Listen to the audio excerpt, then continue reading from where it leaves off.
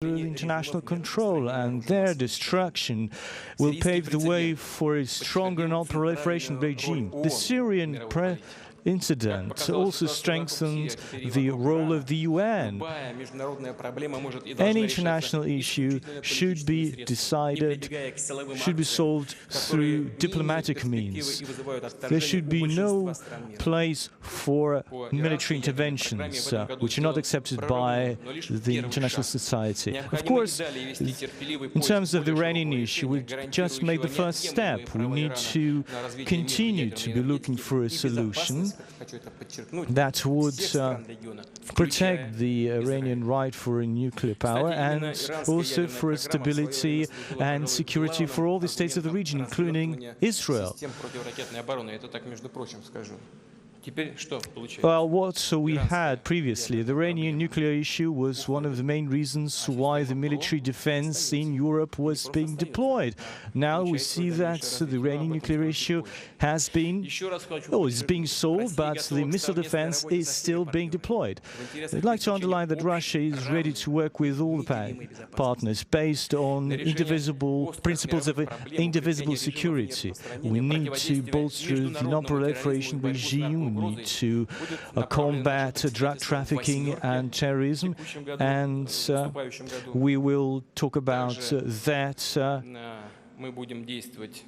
within the G8 format.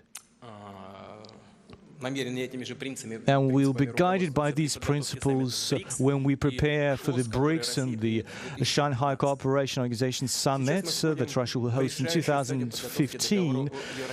And we are now finalizing our agreement on the Eurasian Economic Union. And by the 1st of June 2014, we'll finalize the draft of the text of this agreement, and it will be submitted to the parliaments of Belarus, Kazakhstan, and Russia. And I'd like to urge you to consider this document and to approve it. And Armenia and Kyrgyzstan will soon join the customs union. And of course, as we get more members, other countries will be more interested, including our Ukrainian partners. Before the events in Kiev that we're seeing today unfolding, I believe that all the political forces of this country will come together and resolve all of the issues in the interest of the Ukrainian people. But before all that, Ukraine said that it's ready to attend all of our sessions as an observer. It said it's willing to take part of these sessions, and said that it was interested in accepting signing up to some of the agreements. And if Ukraine is still ready for that, we can continue to cooperate at the expert level. Our union is based on real economic interests, on equality. We'll promote the Eurasian project, but we will not antagonize other projects. We will not, of course, put it in confrontation or in opposition to such a mature project as the EU project. And of course, we'll continue to cooperate with the EU on the drafting of the new basic treaty on strengthening our armed forces. I mentioned the missile defense issue, and here's what I'd like to say again. Of course, we're well aware that the missile defense is just called the defensive, but it's an integral part of the offensive arsenal. And we're seeing new armament systems are being developed, strategic non-nuclear, strategic conventional weapons, and hypersound systems, and what we see appearing is the concept of immediate strike. There is such a concept, and it's being developed actively. The implementation of all these plans could have adverse consequences for global and regional stability. As we see the passion of some of the Western countries for strategic unconventional weapons and the missile shield could undermine all the previous treaties on the reduction of strategic nuclear weapons, and it could also undermine the so-called strategic balance of force.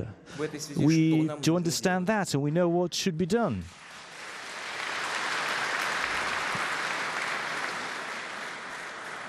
No one should have any illusions about the possibility to have a military superiority over Russia. Russia will respond to all those challenges, political and technological ones. We have all the potential for this. And our military doctrine and the new advanced armaments, military systems, will help to ensure the security of the Russian state. Of course, it's still a long way to develop high-precision advanced military systems. But if we look at our armaments today, at our deterrent nuclear forces, we're reaching new levels according to plan. And some of our partners will have to do catch-up work. But we are also working on new strategic systems, which are Navy-based, and we'll continue to build some more nuclear-powered submarines. And so we are currently working on a new strategic bombers and working on target identification systems that work in real time in the interests of the Russian armed forces. And of course, this will help to bolster the space forces. Of course, we will upgrade the army and the air force.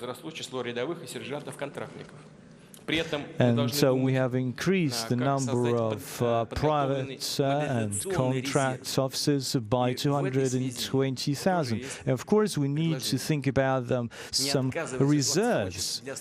Of course, students need to have some benefits, but they will have to get the opportunity to go military training and to get a military specialization. This will help us to train the necessary amount of reservists for demanding for the specific military specializations. And the Ministry of Defense needs to come up with an arrangement for this. The funds that we allocate for the rearmament of the army are unprecedented, as you know. The funds are unprecedented, as you know. It's a total of 23 trillion rubles. In the next decades, the defense industry will be loaded with the state's orders. With state contracts, they'll be able to re-equip their facilities to come up with new high-tech jobs. About 2 million people are employed in the state industry. Together with their families, it's about 7 million people. They will have enough work and they will get decent salaries. That means that their families will have enough funds. But after the state contracts are fulfilled, these facilities need to continue to provide for themselves, and we need to strengthen our positions on the international market. These facilities, these industry facilities, need to switch to the production of civilian products when it's needed. We also said that all the military staff that were on the waiting list by 2012 need to get housing, and that job will be completed. And I'd like to address the Ministry of Defense to come up with an ideal solution for everyone. We'll finalize the issue of housing for our armed forces. For the first time in history, that will be done and over with. And that's why we can now move on to building comfortable military cities, military towns. We need to feel the responsibility for the country, and that's part and parcel of the Constitution, and that's a call on every one of us. You all know the strategic priorities of Russia. I've just outlined the methods of how we can achieve that.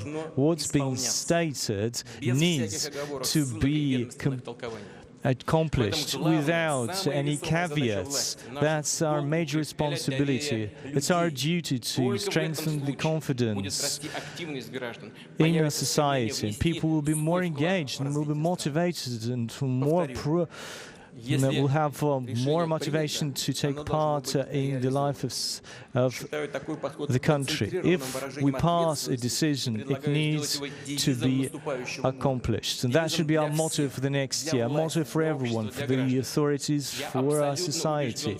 I'm deeply convinced that based on the best traditions of our people, using the advanced method of development, will solve all of the tasks we are facing and will achieve success. Thank you very much for your attention.